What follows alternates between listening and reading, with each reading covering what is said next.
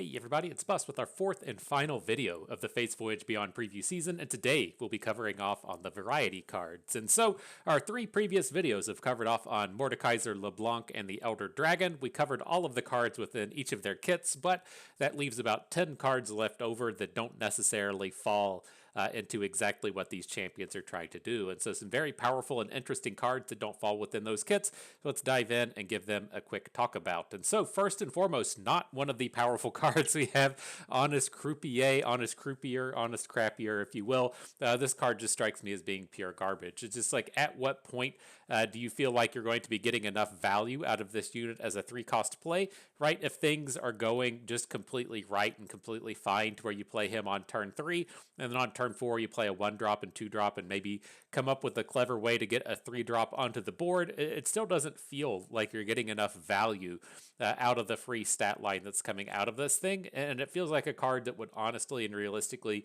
feel fine as one that costs 2 mana, right? So if it costs 2 mana as a 2-stat 2/2, it's a 2-cost 4-stat unit. It's a little bit underpriced, but on the first card you play, it's a little bit of bonus value, and then on the second card, it's like super value. That would where this would be kind of interesting to me, but being in this 3-cost space to where you have to include a 3-drop in your deck and then play undercosted cards to just start boosting it up, then that just sounds like trash. If this is something you draw on turn 7 of the game, it's even trashier at that point. And so not impressed. This strikes me as one of the weaker cards to come out of this set, maybe the weakest one entirely, something I don't think we'll ever see competitive play.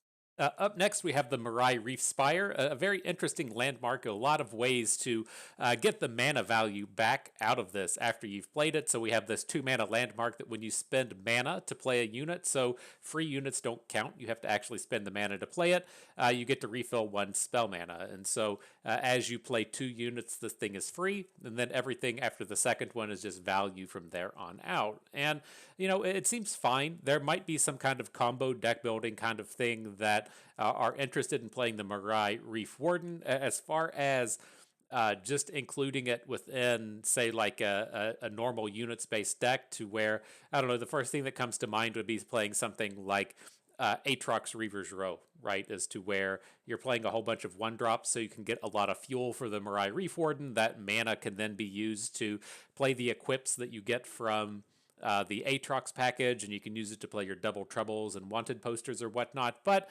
that just doesn't seem like enough, right? You know, having to play this landmark on the board and then play 2 or 3 additional cards before you even get to the part to where this is, you know, getting nice and useful and you're getting a nice return on your investment. It also just takes up space on the board, right? And so if you are playing a deck that's trying to flood the board to get the value back out of the Marai Reef Warden, you're losing a very valuable spot in terms of your 6 spaces to play units, because this thing is just out here taking something up. And so outside of that, I'm not certain what you're supposed to do with this. It is a on-play ability and not an on-summon ability, so it's not like we can play the Marai Reef Spire and then play a Marai Warden and get the 2 mana immediately back. It's actually physically playing units, and so that even starts to remove playing stuff like Double Trouble and having that count, or Wanted Poster and having that count. And so I'm not seeing it. You know, the combo players of the world may have some big ideals coming out of the Marai Reef Spire. I wouldn't be surprised to see something happen in that vein, but the kind of 1-drops aggro-centric style of decks that we would be interested in playing, not particularly interested in the Reef Spire. But after the Bilgewater duds get out of the way, we can start to move into the more interesting and exciting cards. And so Shady Spectacles, this is one that gives me a bit of worry, right? And so there's basically 2 modes to the Shady Spectacles. Number 1 is to where you get to make your worst follower a copy of the best follower on board, right? And so that makes this a fairly decent value play, right? So say on turn 4, we turn our 1-drop into the opponent's 4-drop. They end up trading with each other, so it's not a horrible set of value there. And then as turn like 6 or 7 rolls around, we turn our leftover 2-drop into the opponent's 7-drop or something, right? This is something that would be fairly valuable and limited, you know, just ensuring that you always have the strongest unit on the board. But it's probably a little bit mana intensive as something to pull off in constructed. But in the space of bonkers things that you're able able to do in this game, the Shady Spectacles can fit right in. And so we had a little bit of warm-up time with this card. We had a little bit of primer, right, in terms of seeing the Valley of Imitation run around with the various Nidalee decks. And the Shady Spectacles can do the same thing. The difference between the two, though, is that the Shady Spectacles lets you do it a little bit safer, right? And so if you're trying to set up having a turn with the big game Tycoon, you have to play your Valley of Imitation on the turn beforehand, or maybe even 2 turns beforehand. It gives your opponent a little bit of time to both perhaps play some landmark removal, or if not, at least set up for what's about to come and what's about to happen. The Shady Spectacles doesn't allow that to happen, right? You can bank up 3 spell mana, drop your Tycoon, and then in the same turn, drop the Shady Spectacles, make some spectacularly large units, if you will.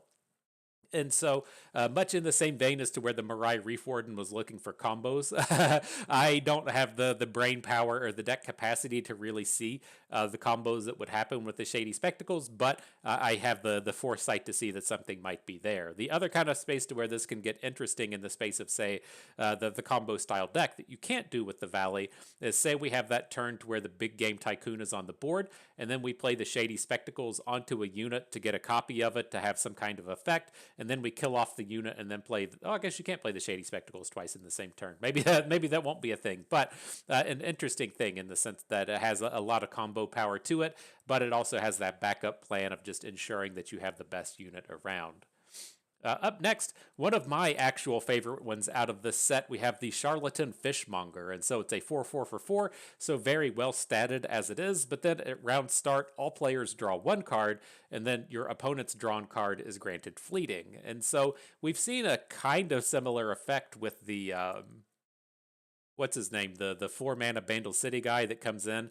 You both draw, then your opponent discards their highest cost card. It's kind of a similar thing here as to where it's not exactly a mirrored effect to where the opponent just loses their most expensive. They are potentially able to play that fleeting card turn after turn, so it's like we are both getting that little bit of mana advantage. But the thing with the Charlatan is we have designed our deck to work towards this ability, right? We're going to be playing a bunch of cheap units. We're going to be playing a bunch of burn spells. We're probably going to be playing stuff like Windborne Mariner, because this makes it much easier to draw 2 extra cards within the same turn. Like, our deck is going to be designed to taking advantage of this. Like, we're okay to kind of give up a little bit of value to our opponents because we know our deck is going to be able to use this. But as he comes down against other varieties of decks, right, if you're playing against your opponent's Elder Dragon deck, right, they've included all of these 6-cost cards within their deck to activate their Elder Dragon, there is like a very, very, very low percentage chance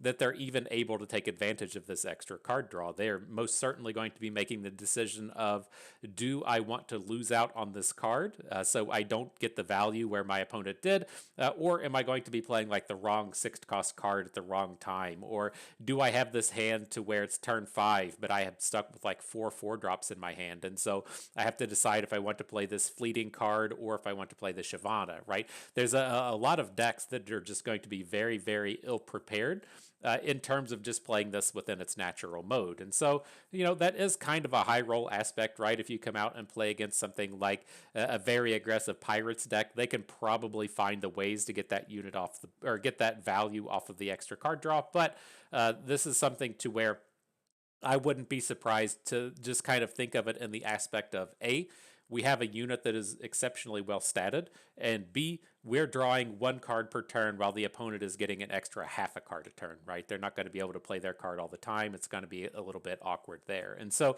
that's kind of like idea number 1. I really just like it in that sense of slamming it in some kind of aggro P&Z style of deck. But the other thing is that there are a lot of just card draw bonus things running around, right? We made a little bit of mention to the Windborne Mariner, but there's things like Teemo Puffcaps decks, making your opponents draw extra cards. There's going to be Bard decks that are very happy to be drawing extra cards. It doesn't take a ton of effort to figure out ways to get this in your deck other than just trying to burn through your hand as quickly as possible. And so a very powerful unit, seems very strong to me. I like that this is an onboard unit that's interactive and stuff while also providing this sort of landmarky kind of ability to it. It's very interesting and strong.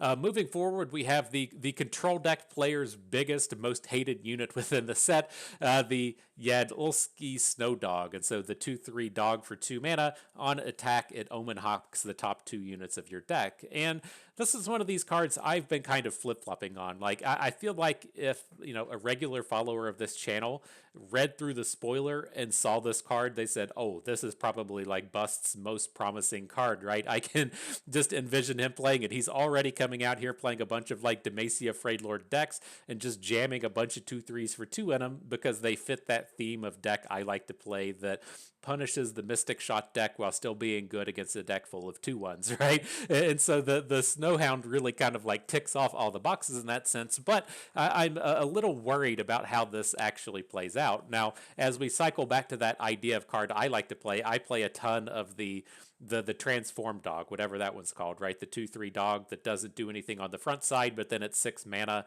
It's slightly worse than Alpha Wildclaw. Like, I really like that card and that it's good early and it's good late. And that's just not quite what we're getting out of the Snowhound, right? I envision these games to where we're on the odd attacks. We play this on turn 2. We attack with it on turn 3. We get that nice bonus a little bit later, but then on turn 5, we're kind of done with it by then, right? We're probably not getting any more bonuses out of this thing. And so it doesn't seem very good on the odds. On the evens, it has a little bit more of a chance to shine, right? You play that Omen Hawk into the Snow Dog, and then you attack with it, and then the top unit of your deck has +2/+2. Like, I understand those points of the curve. That's where people are really getting excited about this kind of thing. But at the end of the day, I just feel like it's going to be a little bit awkward, and it's not going to be that like 2-drop 1 that we want, right? The 2-drop that we're looking at and saying like, okay, this is the one I want, right? So if we're thinking of a deck like Jax Ornn, Jax is that number 1 2-drop, right? He's the big dog, the one that you're always considering playing the full amount of copies of.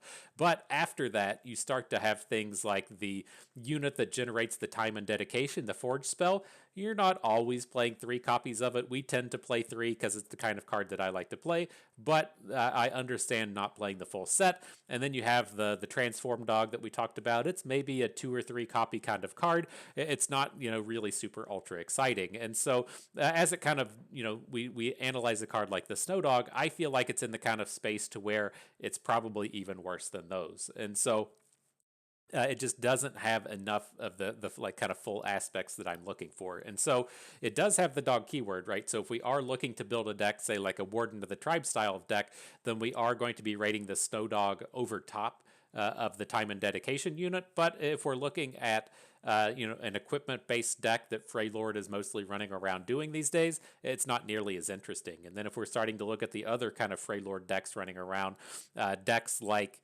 Ash LeBlanc would be okay to play the Snow Dog, but they're going to value it less than the Challenger Trifarian. Or if we look at a deck like Formidables, it's going to be okay to play with it, but it's certainly going to be rated underneath Petricite Broadwing, and it's going to be rated underneath Durand Sculptor. And so I'm not saying that it's a bad card. If we're going to be like tearing things off, though, I'm struggling to find the deck that views the Snow Dog as being like the tier 1 play. This is always something that feels like it's going to be a little bit lower underneath the curve. Now, I don't know if this is just like a function of how strong Freylord is right now, that when we look at a card like the Snow Dog and are just like, it's not bad, it's just not good enough as all the other Freylord options, that makes me wonder if, perhaps Freylord isn't due for a little bit of tuning. But, if we saw this guy as a Shurima unit, Shurima would be like, oh my god, this is just the best unit we've ever had access to.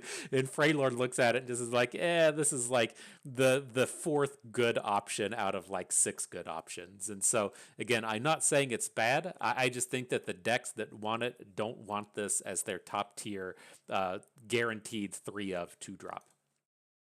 Up next, though, we have the Handy Harness. Very interesting equipment with this 2-mana equipment. It gets +1 attack for each different subtype that you've played this game, and so you get to kind of spread out that Warden of the Tribe's bonus. And with this, it's kind of interesting. I tried to make the hallowed equipment work, and it didn't. That equipment just kind of sucked. It was something that you could play like 1 copy of and maybe be like okay with it, but it was too hard to run into these games to where your opponent plays the 1 mana hallowed unit and you just don't kill it, right? That's a very easy unit to not die. They play the 3/1 after that and you do have to kill it, but then on turn 3, you're playing your equipment on the unit they don't want to kill anyways, and it's getting 1 hallowed. Like, those games are all trash and garbage. But when it comes to something like Handy Harness, it's very easy to assemble these curves to where you're like, okay, I'm going to play Omen Hawk on turn 1. I'm going to play that random Snowdog on turn 2. On turn 3, we're just going to bank up a bunch of mana, and then on turn 4, we'll play any unit, literally any unit that has Overwhelm, and put the Handy Harness on it and just be okay with that, right? And so the thing that I have with it is I feel like the price point for it is that 2 isn't good enough. Now, that's not to say that we can't play it on, say, like turn 3 and then have it ramp up to like 3 or 4 damage later on. But the sweet spot is going to be like 3 mana or 3 damage plus. And how hard is it to pull off? It's not. And so I think the Handy Harness has a bit of interest in the Overwhelm stacks, right? So if you're looking at a Darius Gnar style of deck, it's very easy to take Darius Gnar and make it just work with a card like Handy Harness, right? You have to curve Omen Hawk into a dog, into something, into Gnar, and then you have a fresh Overwhelm unit to be giving +4 attack. Like, that's a pretty good deal, especially as you can play the Handy Harness again later, right? And so you play your Gnar turn, you attach the Handy Harness to your Omen Hawk or something, get a very strong attack in, and then on turn 6, you just equip the Harness back to Gnar. Like, it's a very, very, very stat efficient way to get a bunch of attack over and over again. And so I think that there's definitely a place for this. This isn't just like the equipment you slam into every deck, right? This isn't just be like, okay, I'm playing Freylord, I add the Darkened Spear to my deck.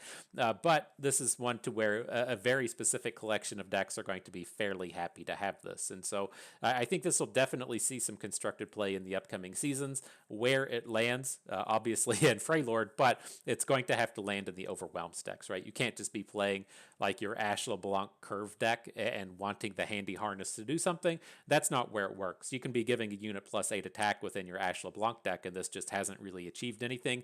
It specifically has to be in the Overwhelm stacks. But my upside with it is the times it's bad, it's not very bad, right? Just it's very, very, very easily giving +2 attack, and that's the bad mode, right? The bad mode is +2 attack for 2 mana, but even, the upside is you can still upgrade it as the game progresses, and that unit on board is going to upgrade as it goes. And so I think it's a very powerful equipment to be coming out.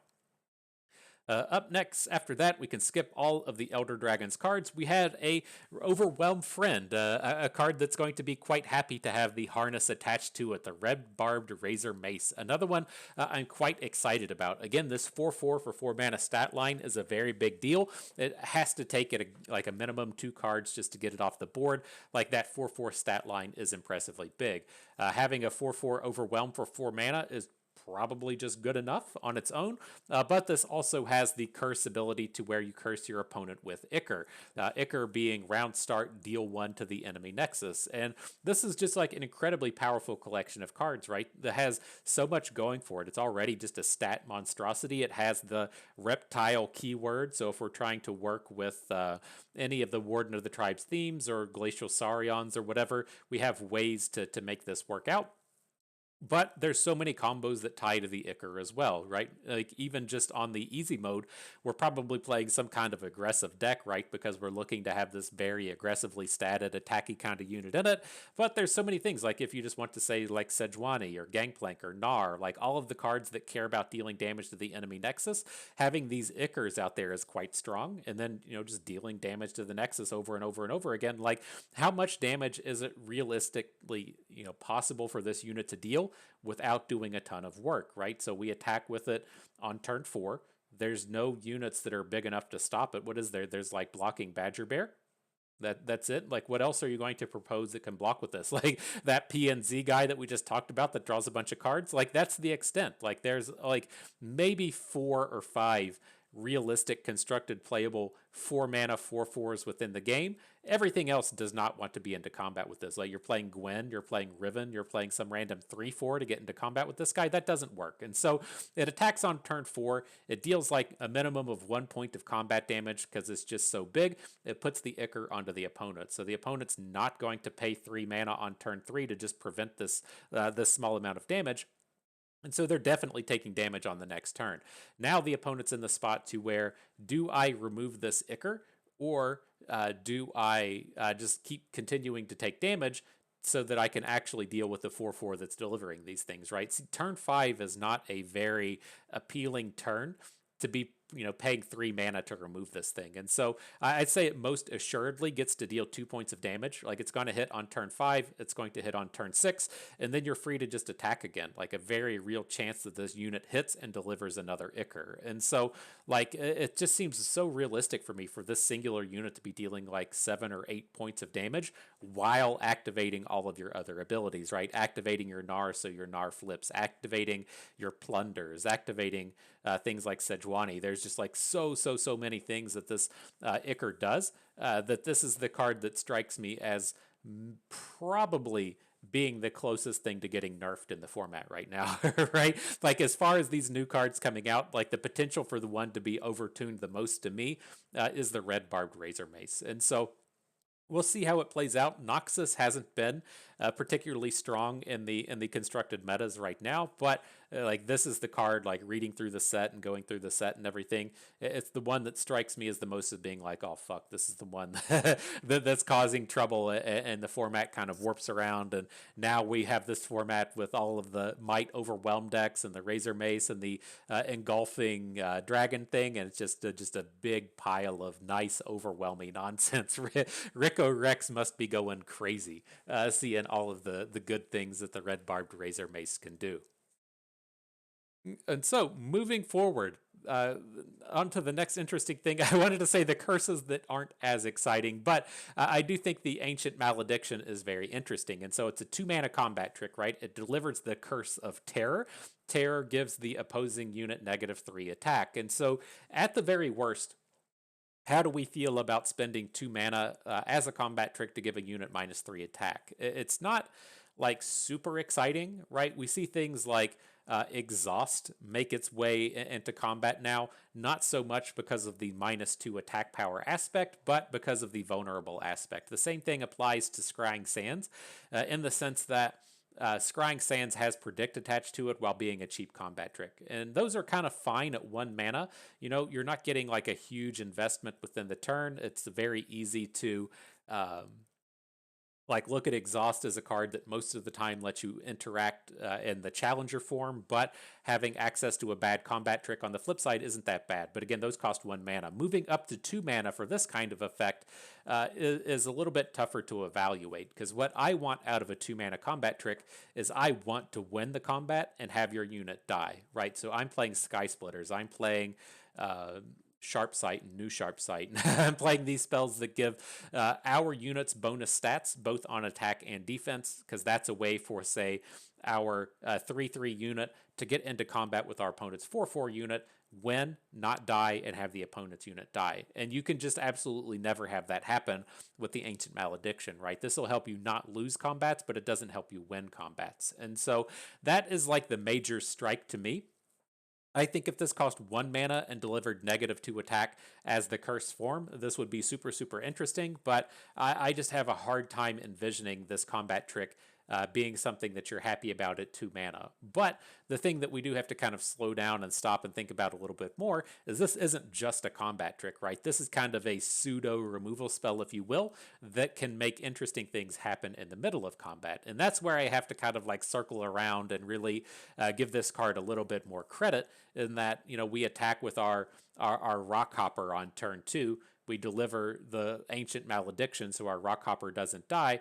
And then if we don't win the combat, this sounds terrible. I'm saying all these words in this combat just sounds terrible. Like, I thought I had a good thing, and I was just like, no, I'd rather just trade the Rockhopper away. How's he getting into combat to where he doesn't die? But, there is the kind of additional pieces tied into this to where it may be useful, having that curse linger around. And so I think the way that we would have to think of the curse lingering around is if we attack with, say, like Gwen, right? And Gwen is a 3/4.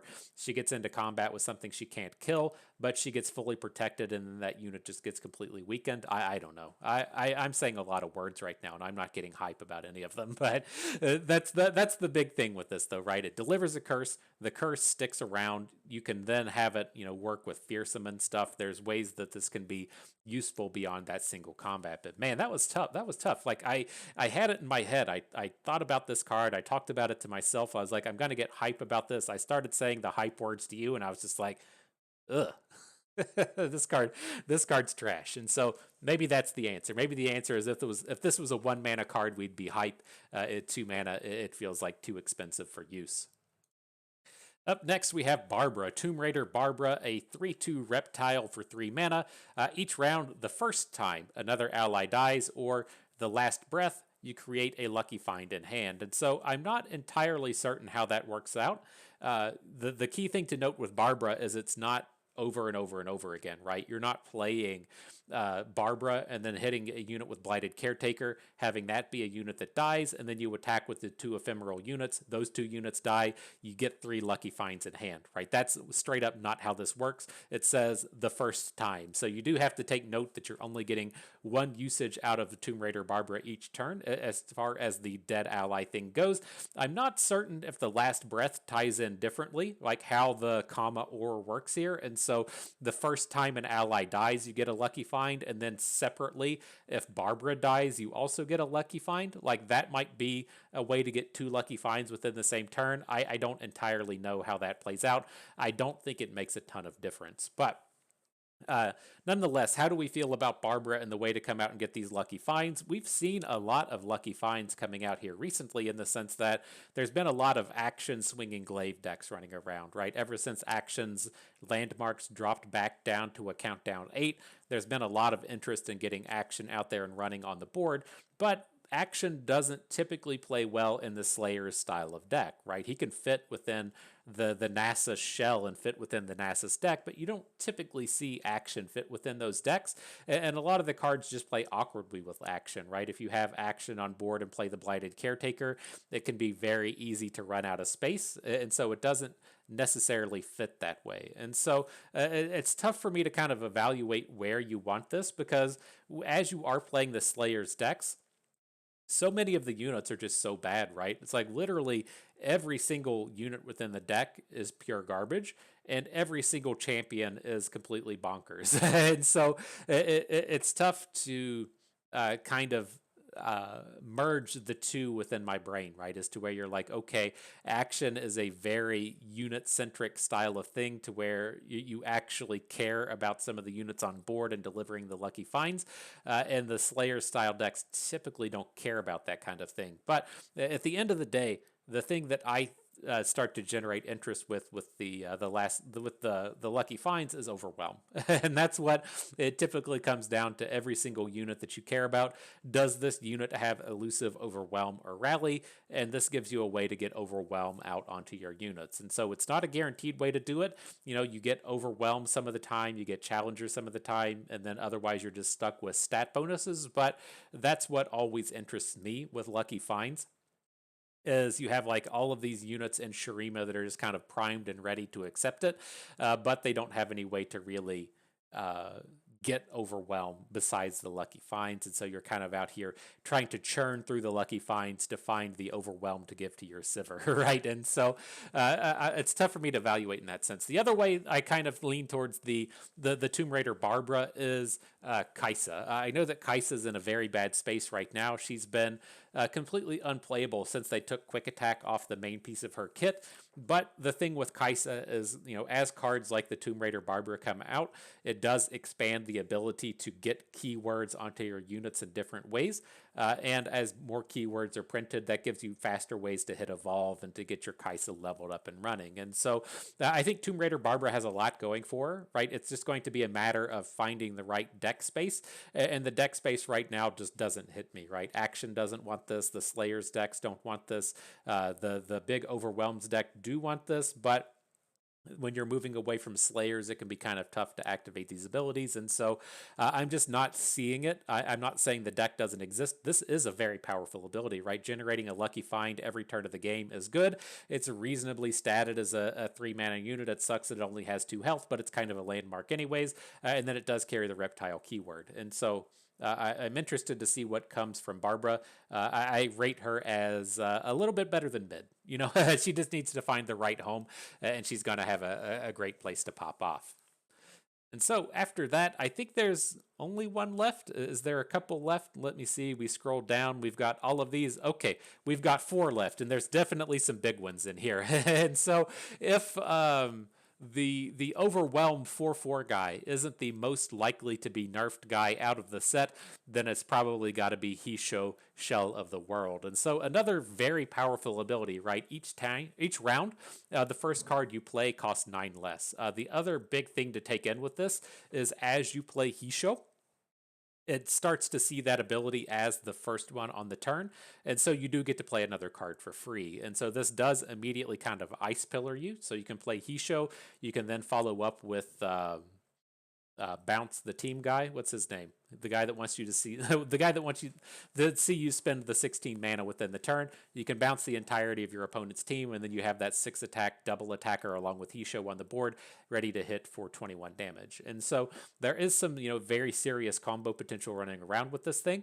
Also, if you can find ways to ramp it and cheat it out on board, that's going to be good. If you have ways to reduce its cost, that's going to be good as well. The only downside to Heisho is it doesn't have elusive rally or overwhelm. Right, we talk about that aspect of it quite a bit, but I don't think that it particularly cares because this isn't really the attacky game finisher. This is the enabler, right? And so we're going to play a ramp spell. We're going to cast War Mother's Call on turn 8. We're going to hit Heisho. As soon as she comes on the board, we get to play another card for free. And now we just have this like overwhelming advantage on board, right? There's going to be tons of really just like super, super, super high powered plays that come out of this thing, whether or not it's like instantly activating Set and instantly activating the Old Timer.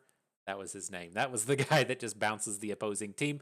There's just going to be tons and tons of ways to take advantage of this. And so I think that it's kind of scary. You're never paying 9 mana for this thing. Don't feel like this is one of these things to where you're paying full price for this and having it go. I think this is something that's very easily going to come down on turn 7 or turn 8 and then just run away with the game. And so very powerful. Comes on board with Spell Shield to take a little bit of protection as far as this ability goes. This is certainly going to be something that's a defining factor of the upcoming standard meta.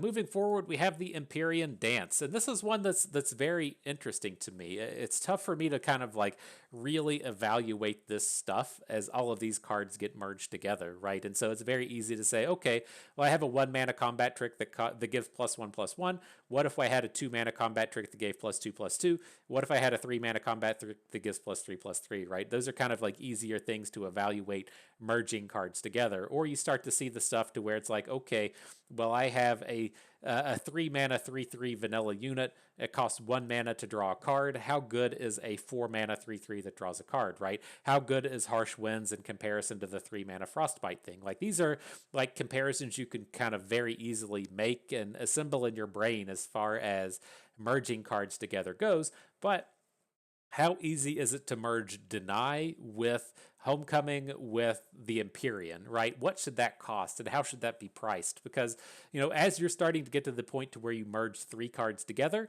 can you even use all of the abilities, right? Can you deny a spell, bounce a spell, and get the Empyrean on the board at the same time? I think that's probably like a little bit too magical, right? That's kind of too magical Christmas landy. Most of the time when it comes to playing Deny, it's not on like the opponent's War Mother's Call, right? You feel good when you get the Deny on the War Mother's Call, but it's typically like denying a Vengeance or denying a smaller removal spell that's hitting a kind of high impact card, and it's very tough to have 9 mana to stop that. But the way I've kind of tried to look at this is, what if we just think of it as 2 pieces, right? What if we have this as a Deny that summons the Empyrean, or more commonly, what if we have this as a a bounce spell, right? Recall an enemy that plays the Empyrean and occasionally counts as a deny, right? And so would I be willing to spend 9 mana on the Empyrean and the recall spell while sometimes getting the deny? And I think that that's kind of close. I think that this card is kind of priced right in the sense that recalls cost 4, the Empyrean cost 6. We're getting a -1 cost in that sense. And then,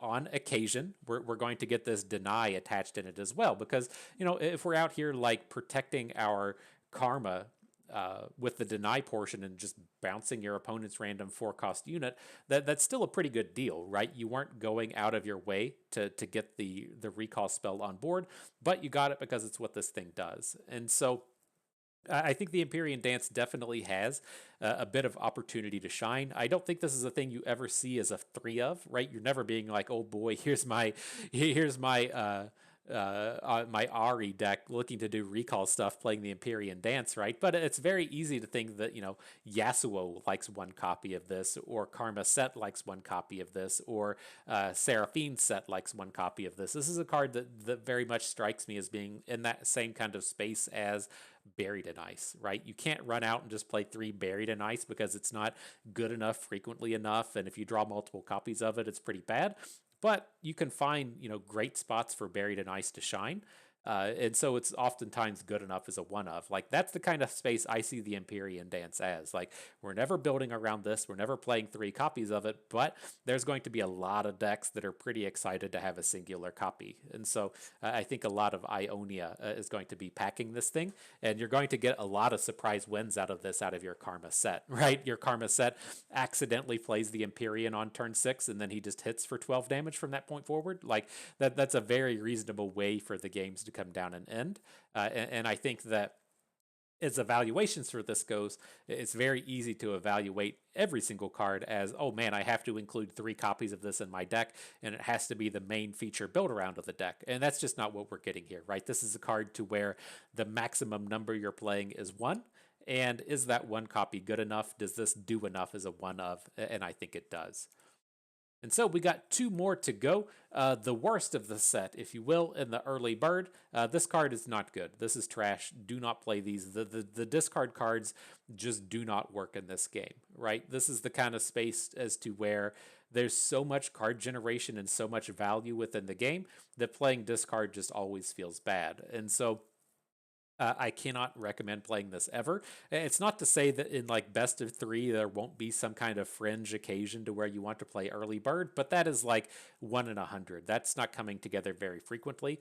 You are going to get this played against you, and then you're probably going to lose once or twice, but those games are going to feel bad. You're going to win those other 98 games when your opponent early birds you, so don't feel bad in that sense. The place where this starts to get obnoxious is Conchologist and Seraphine. And so what is going to feel really bad is when your opponent Seraphines into early bird, and then they early bird away your big game ender that you are playing towards, right? You just get completely RNG'd with it. Or with Seraphine, when she casts double early bird, that's going to feel pretty bad as well, given that as you are in that kind of like turn 8 space when you want the game to end, and then she just RNG'd the discard card, makes you discard your 2 most expensive, that's going to feel pretty bad. But as far as this game is gone, this is not the 2/3 unit that makes your opponent draw a card, discard their most expensive. Like, that card is reasonable since it's replacing itself and doing stuff. Playing a singular card to make your opponent discard a card is not enough in this game. But if this gets generated by something, that's the real deal. We've seen that quite a bit with the discard the cheapest card, right? That's a card that, oftentimes feels okay when you generate it off Conchologist, right? It never feels okay if you're physically playing it, but if you generate it off Conchologist, it feels good. That's the same kind of space early bird is going to be.